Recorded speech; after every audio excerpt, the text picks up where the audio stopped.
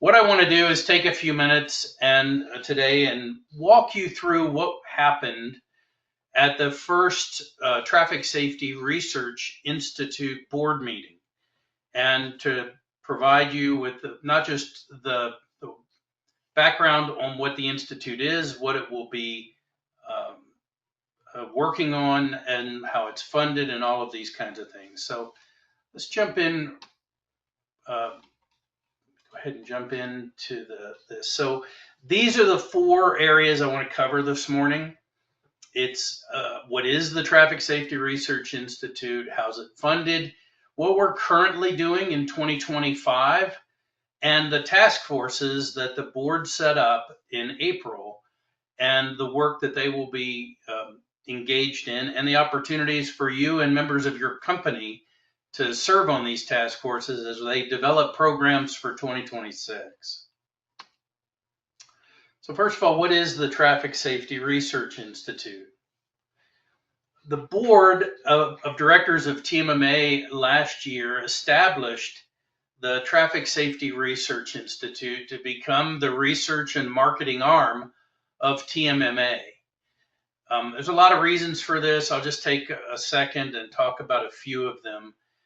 By creating a nonprofit research institute, it opens the opportunity for our industry to be able to fund both research and then marketing activities, and to partner with other nonprofits. So groups like the Roadway Safety Foundation, the AAA Foundation, the Insurance Institute for Highway Safety. There are a number of groups out there that are working on similar issues. This gives us the opportunity to develop programs and projects where we could begin to work jointly, as well as individually within our own industry, to promote certain concepts that we think will help grow, the market. So let me talk a little bit, how are we going to fund this? TMMA established this as an industry advancement fund. So in other words, the projects will be driven by the members, by the board members of the Research Institute. So these task forces we're going to talk about in a few minutes are going to be really important, because not only will they be developing project ideas, marketing ideas, research ideas, but they'll also they're going to have to work with staff to develop budgets and funding mechanisms around them. One of the reasons for doing that is it will ensure that the projects that will be worked on genuinely reflect the needs of the companies that are involved in TMMA. So we're maximizing the value of these types of industry efforts.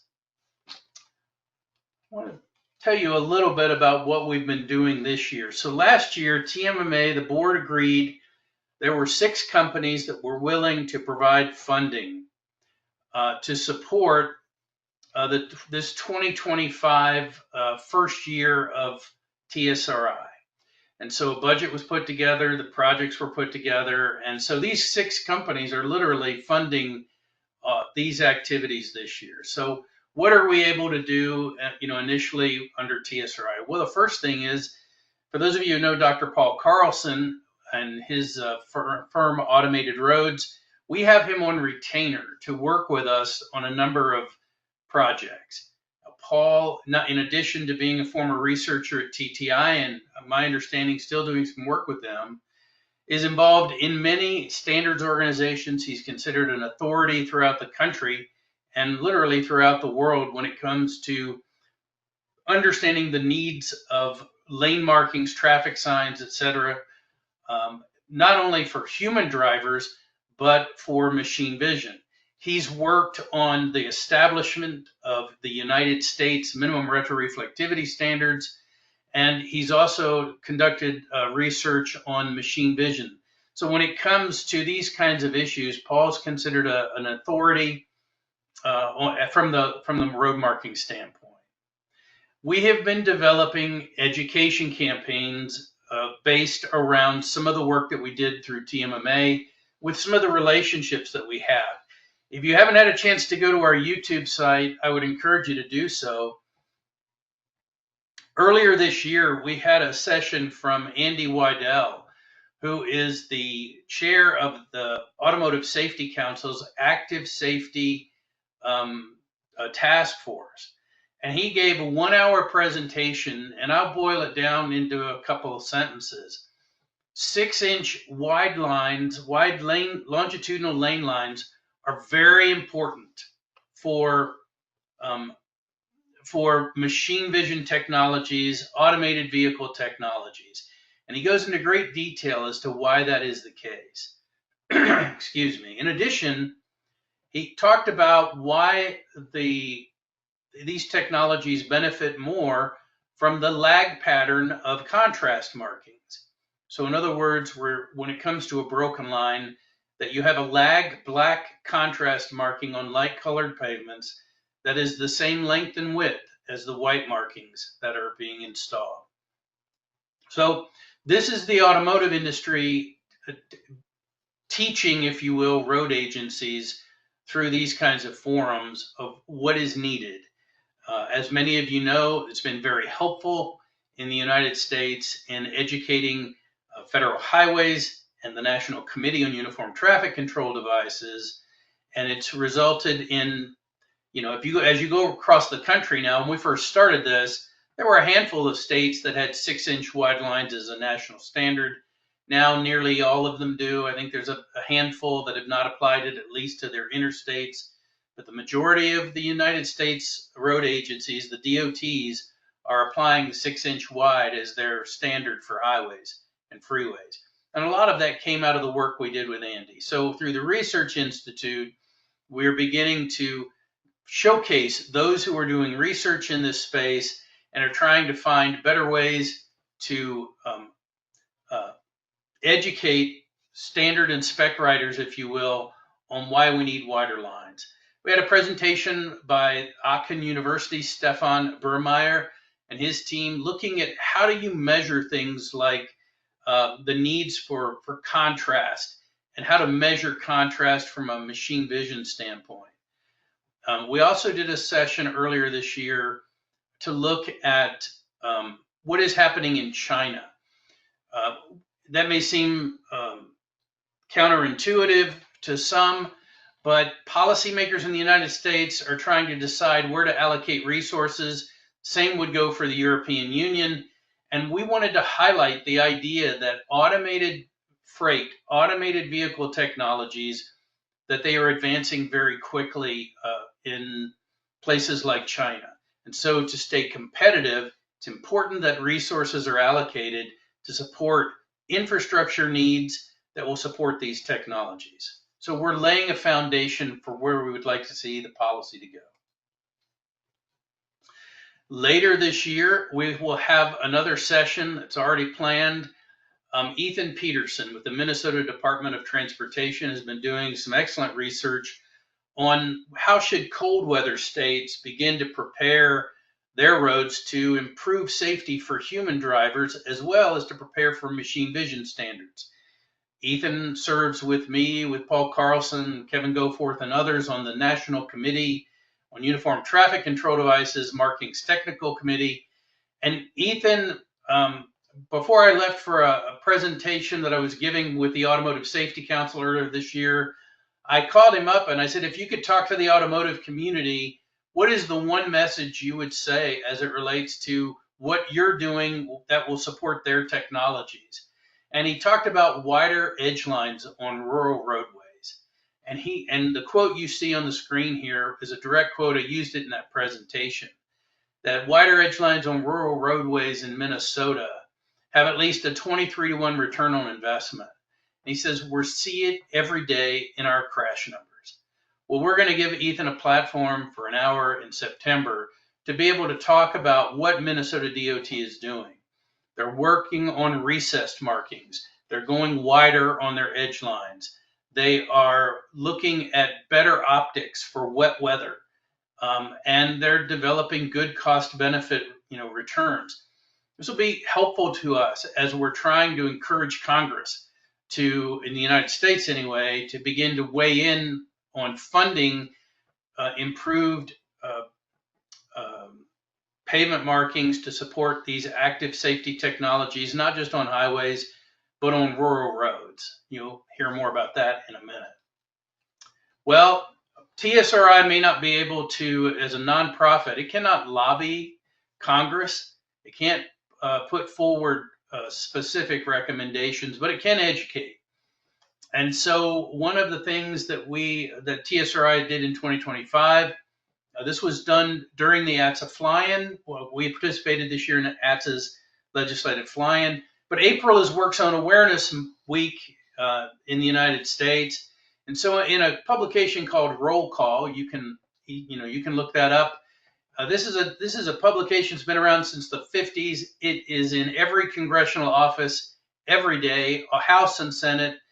It is the first document that most members of Congress and their staff pick up every day because it is focused on Congress.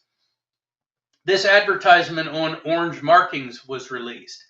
Now, in the United States, this was during a time, it was just last month, but when a lot of our people at the Federal Highway Administration and through the US DOTs were being literally fired, not for cause, but simply to cut budgets. And so we put this up on orange markings, and if you get a chance to read it, I would encourage you to do so. We sent this out. It's been in some of the center lines, but we wanted to make sure that people were aware that federal highways and state transportation agencies are doing some good work. We're proud to be a part of that, and orange markings is one of those issues that we have been able to help promote and working with FHWA and with the states. In a few days, I will be leaving for the National Association of City Transportation Officials annual Designing Cities Conference. It's going to be in Washington, D.C. And the ad you see on the left will be in the May 28th roll call publication. So the very day that this conference gets started in D.C. with our city transportation official friends, this is going to be in roll call. And its focus is on the work that we do with color lane surfacing, with brighter, bolder, wider pavement markings and colors that are designed not just to improve safety for motorists, but for vulnerable road users. So these are some of the things that we were able to do. The budget was approved last year and we're working on in 2025. So let's talk about 2026 and what happened at the first board meeting of the Traffic Safety Research Institute. So the discussion, the Traffic Safety Research Institute board is comprised of the members of TMMA, who are the material manufacturers, full members, who have also agreed to participate in the Industry Advancement Fund. So they represent the board. So each of the companies were able to assign someone to serve on the board of directors. They met in April in Washington, D.C. These are the 4 task forces that they have formed. They also asked that each company be given the opportunity, each Traffic Marking Manufacturing Alliance company, whether they currently support the Industry Advancement Fund or do not, that they all be given the opportunity to participate on these task forces. And so the first is called Optimal Lane Marking Retroreflectivity and Safety. Paul Carlson gave us a presentation about a study that he was involved in that was completed in 2014. He's done some additional work on this. I'm showing you a table that was included in this study. And what it basically shows is that if you increase minimum retroreflectivity from, say, 100 to 150, that the difference in crash reduction is really minimal. However, if you increase retroreflectivity for lane markings from on the installation side, so you go to 400 millicandelas as the minimum, and you maintain and you have an aggressive restriping policy that roughly maintains it at that level, you double the crash reduction. If you see the numbers there highlighted in yellow, you go from an 11% to a 22, and when it goes, a little bit higher, you're looking at a 23. And so what Paul proposed is that a task force be put together to see if we couldn't update that research and get a number of other states involved. He did this data initially with North Carolina data. It was then correlated with Michigan data.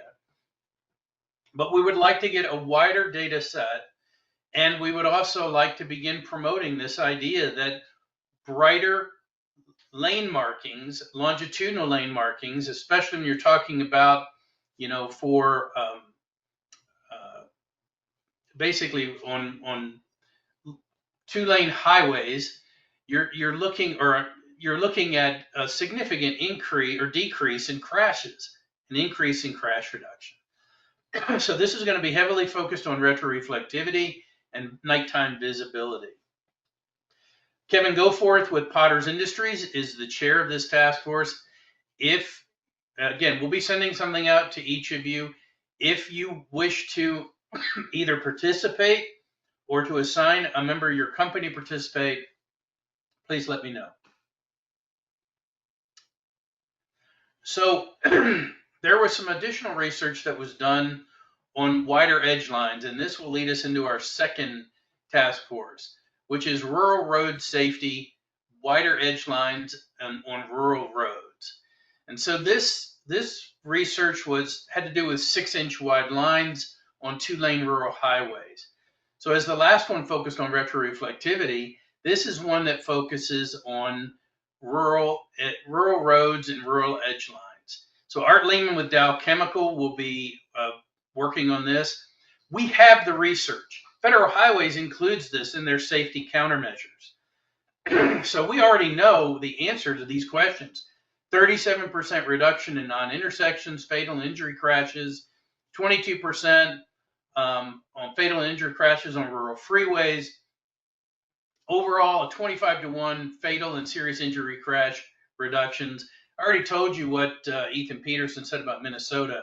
So this task force is going to be heavily focused on how do we take what we already know and do a better job of educating policymakers on what is being lost by not fully funding an expansion of lane markings, 6-inch of installing and maintaining 6-inch wide edge lines on rural roads. So this is the second task force that's been established.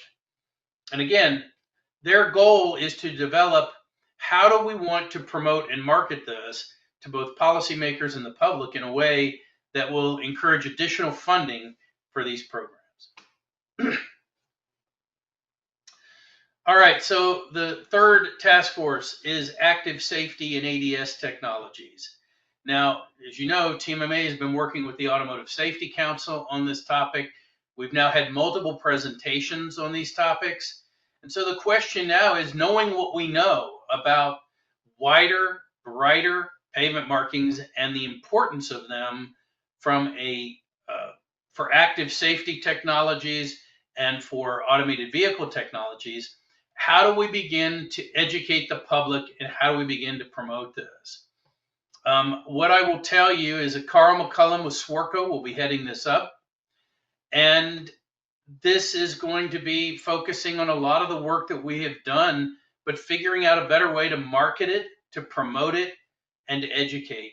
Now, I will tell you there are 2 projects that we're working on through TMMA that I think are going to be helpful here. The Society of Automotive Engineers On-Road Automated Driving Task Force, and there is an active safety task force as well. They are working to review the 11th edition of the MUTCD. And they're going to look at what's in the US, the updated manual, and they're going to begin to develop policy recommendations or to see what parts they agree with, what parts they think should be improved. That project's going to take a little bit of time, but we will be actively involved through TMMA on that. And the goal is to come up with a document that we think could literally become a global document of road agency recommendations to optimize roadways in support of active safety and automated vehicle technologies. Another project that we are working on is with a company called Aurora. So at the Automotive Safety Council meeting that I attended in March, the head of safety for Aurora Technologies, who used to be with the National Highway Traffic Safety Administration, came up to me and said, "Rob, where are all these fancy pavement markings you've been talking about to help us with automated driving?" Make a very long story short, on Monday, Paul Carlson and I will be meeting with the perception team via web at Aurora self-driving trucks. And we'll be talking to them about what are they experiencing from a perception standpoint and what are some key areas that we can focus on.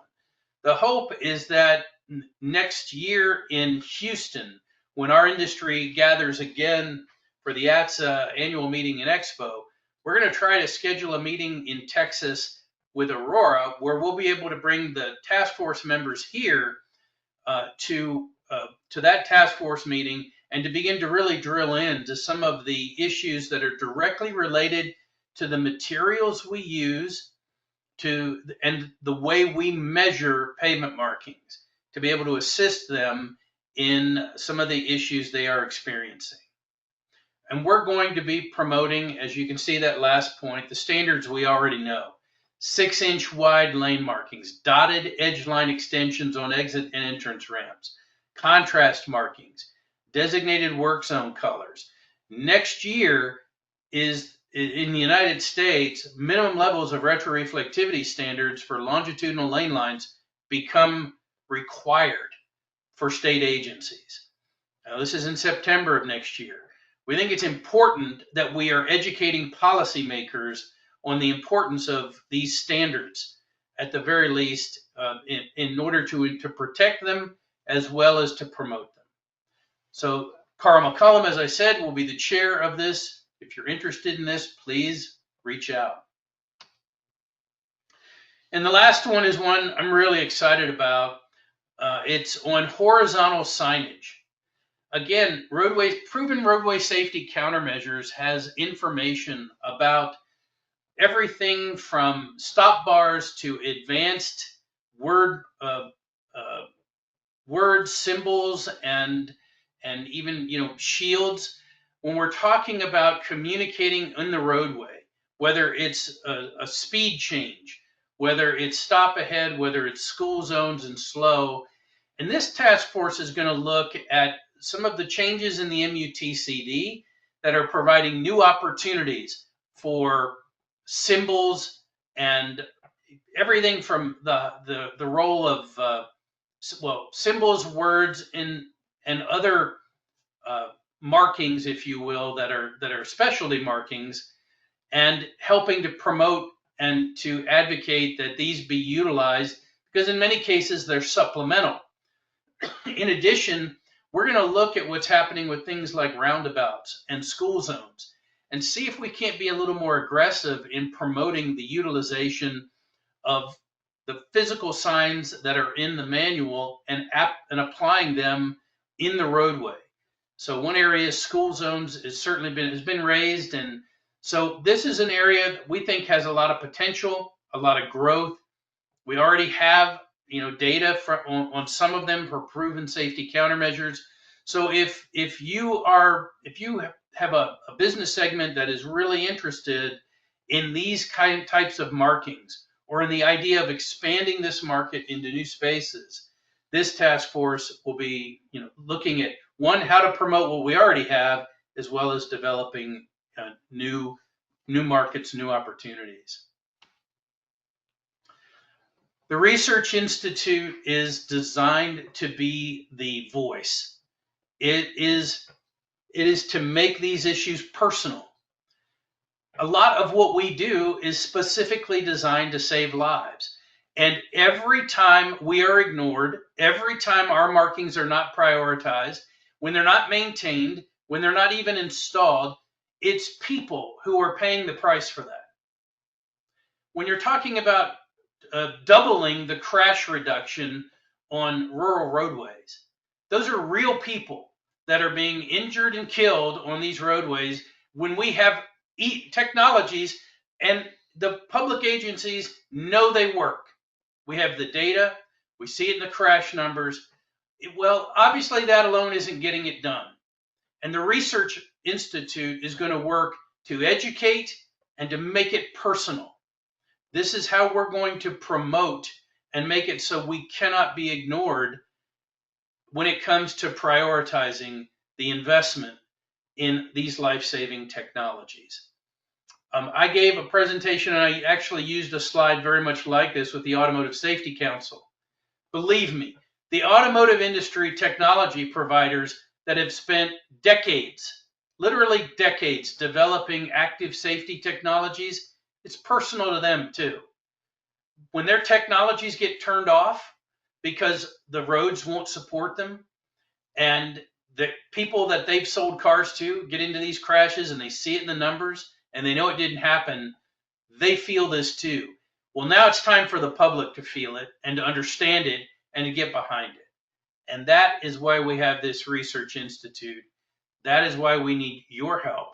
You are the ones who are going to be best capable of helping us understand exactly where we need to focus our resources, what will do the best job of optimizing the value of this program for your companies and for our industry. And with that, if you have any questions, I'll be glad to take them.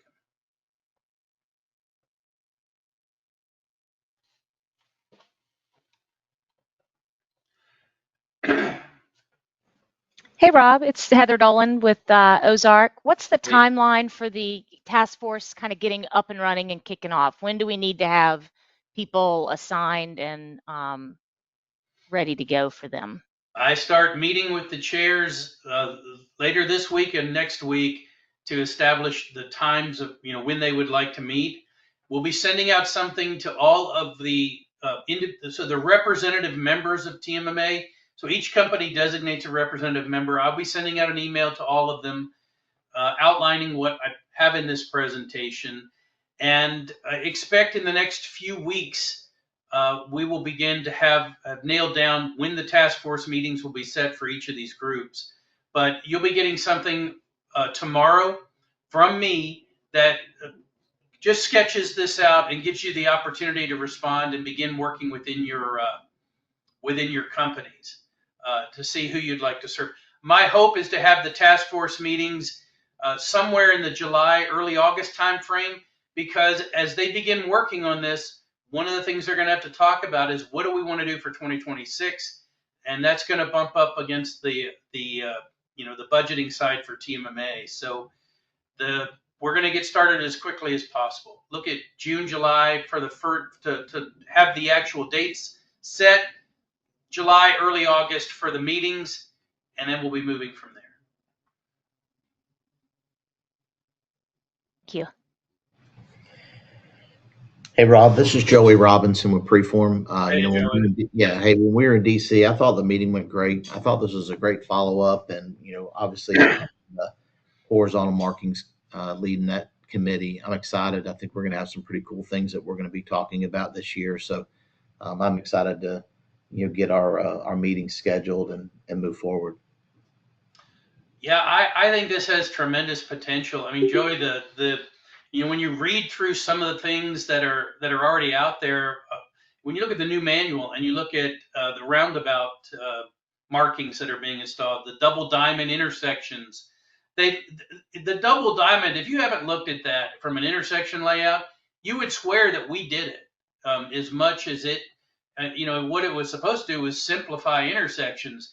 But there is so much needed in the way of providing guidance to the motorist that there is a tremendous amount of symbols and other things. I just think the opportunity to expand and to begin to work on improving recognition within school zones. We have a whole program called Safe Routes to School, and we've spent very little time helping them to help us in developing new products. And so I get the feeling from both a from a marking standpoint, when it comes to symbol shields and words, we're going to see a lot of innovation in that space. I think so too. A friend of mine, Frank Julian, he's worked passionately on even some elongated signage for curves and things like that. So, like I said, I just think there's a lot of runway for my committee, and we're pretty excited. Thank you, Joey.